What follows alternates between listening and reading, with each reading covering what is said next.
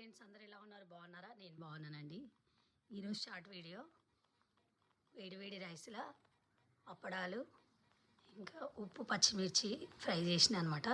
బజ్జీ మిర్చి ఉంటుంది కదా, చిన్న కాట్లు పెట్టి దాంట్లో లైట్గా సాల్ట్ వేసి ఫ్రై చేయాలి. చాలా బాగుంటుంది టేస్ట్. ఇంకా టమాటా పచ్చడి అనమాట. టమాటా పచ్చడిలో కొంచెం నువ్వులు పల్లీలు కూడా వేసాను. కాంబినేషన్ చాలా బాగుంది.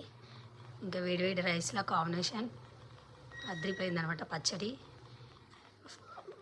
నువ్వుల పచ్చడి, ఇంకా మిరపకాయ ఫ్రై, ఇంకా అలాగే అప్పడాలు తింటుంటే ఆ వాతావరణం బయట చూస్తుంటే వర్షం పడుతుంది.